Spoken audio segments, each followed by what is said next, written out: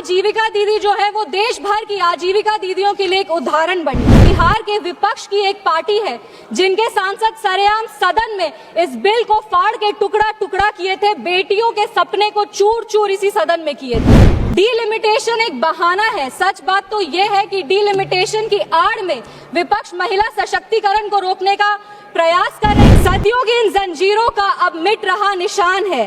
नारी शक्ति के उदय का एक ये नया विधान है। आवाज जनता की। श्रीमती संभवी जी।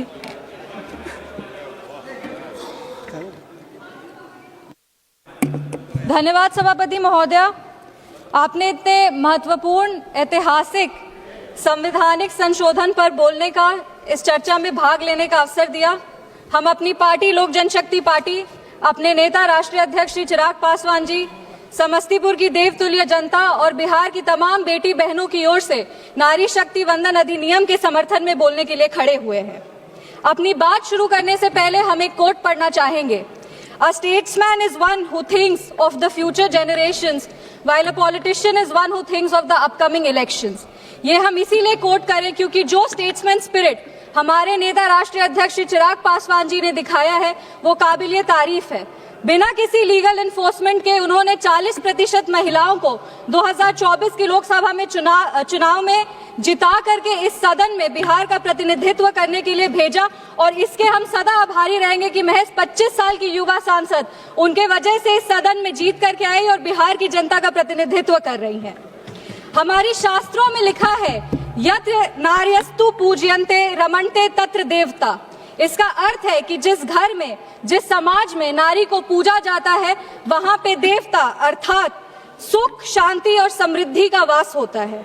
महोदय, ये जो बिल है महज कागज का टुकड़ा नहीं, पर ये उन करोड़ों माताओं बहनों के आत्मसम्मान का, अधिकारों का घोषणा पत्र है। ये केवल एक अमेंडमेंट नहीं बल्कि सदियों से जो उनकी तपस्या है, जो उनके संघर्ष है, उसका ये परिणाम है। ये सदियों की बंदिशों को, रूढ़ियों को तोड़ने का ऐलान है और ये पूरे देश में मातृशक्ति का हक और सम्मान देने का एक बहुत खूबसूरत सुनहरा अवसर है। हमारे यशस्वी प्रधानमंत्री श्री नरेंद्र मोदी जी ने पूरे विश्व को बता दिया है कि विमेन डेवलपमेंट और विमेन लेड डेवलपमेंट का क्या अंतर होता है। जैसा कि वो कहते हैं कि नारी सशक्तिकरण का दौर गया, अब नारी नेतृत्व की बारी है। इसी पे हम एक पंक्ति पढ़ना चाहेंगे। सदियों की इन जंजीरों का अब मिट रहा निशान है। नारी शक्ति के उदय का एक ये नया विधान है। वक्त के इस दौर में अब तेरा ही ऐलान है। मेरी प्यारी माताओं बहनों, तू ही नए भारत की नींव, तू ही इसकी शान है। महोदय, हम लोग 2 दिन पहले हमारे संविधान के निर्माता डॉक्टर बाबा साहब भीमराव अंबेडकर जी की जयंती को मनाए और वो हमेशा कहते थे कि social justice can not be achieved without gender justice. संविधान लागू होते ही उन्होंने सबसे पहले महिलाओं को वोट करने का अधिकार दिया था और वो 3 तरह के जस्टिस की बात करते थे, पॉलिटिकल जस्टिस, सोशल जस्टिस और इकोनॉमिक जस्टिस। ट्रिपल तलाक, बेटी बचाओ बेटी पढ़ाओ के माध्यम से हमने महिलाओं में सोशल जस्टिस को डिलीवर किया। उज्ज्वला योजना, ड्रोन दीदी, जीविका दीदी के माध्यम से हमने महिलाओं में इकोनॉमिक जस्टिस को डिलीवर किया और आज इस आरक्षण के तहत हम महिलाओं में पॉलिटिकल जस्टिस को डिलीवर करने के लिए यहाँ खड़े हुए हैं। अब भारत को विश्व गुरु बनने से कोई नहीं रोक सकता क्योंकि अब यहाँ पे जो नीतियों का निर्माण होगा उसमें आधी आबादी की भी उतनी ही भागीदारी होगी और जो यहाँ पे महिलाएं होंगी वो हमारे देश का प्रतिनिधित्व करेंगी। महोदय, हम बिहार की धरती से आते हैं, बिहार की गौरवशाली धरती से आते हैं। वहाँ की महिलाओं ने अपने नेतृत्व से, अपने हुनर से पूरे विश्व में भारत का मान बढ़ाया है। वो लोकगीत गायिका शारदा सिन्हा जी हो, वो दरभंगा की भावना कंठ जी हो, वो मुजफ्फरपुर की शिवांगी सिंह जी हो, इन सब बेटियों ने बिहार के साथ साथ देश का भी मान विश्व स्तर पर बढ़ाया है। हमारे राष्ट्रीय अध्यक्ष श्री चिराग पासवान जी हमेशा अपने vision Bihar first, Bihari first की बात करते हैं और वो ये जानते हैं कि बिहार फर्स्ट और बिहारी फर्स्ट को आधी आबादी के सहयोग के बिना नहीं डिलीवर किया जा सकता। हमारी सरकार एनडीए की सरकार बिहार में पूरे देश में बिहार पहला राज्य था। पूर्व मुख्यमंत्री श्री नीतीश कुमार जी के नेतृत्व में बिहार ने 50% आरक्षण लागू करके महिलाओं को ग्रामीण लेवल पे विमेन लीडर्स बनाने का हक दिया। 2006 में पंचायती राज संस्थानों में 50% आरक्षण दिया। 2007 में अर्बन लोकल बॉडीज में 50% आरक्षण दिया। 2016 में सरकारी नौकरी में 35% आरक्षण दिया और ये करके महिलाओं के आत्मसम्मान को, महिलाओं के अधिकार को उन्होंने अपनी प्राथमिकता दी। आज बिहार की जीविका दीदी जो है वो देश भर की आजीविका दीदियों के लिए एक उदाहरण बनी है।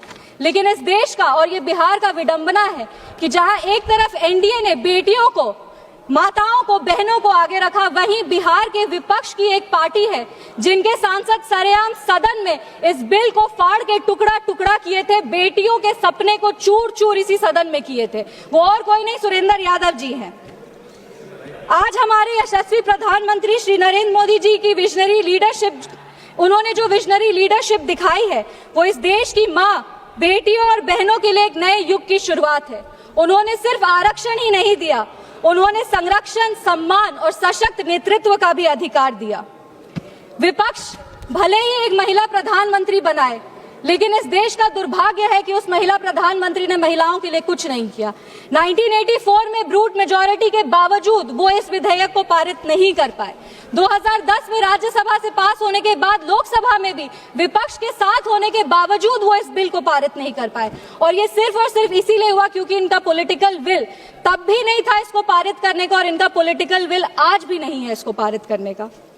हम सरकार के प्रति आभार व्यक्त करते हैं कि महिला आरक्षण के साथ साथ वो जो ये परिसीमन पर स्पष्ट और पारदर्शी तरीके से जो कानून ला रहे हैं वो आने वाले समय में देश के लिए गुड गवर्नेंस का एक उदाहरण बनेगा।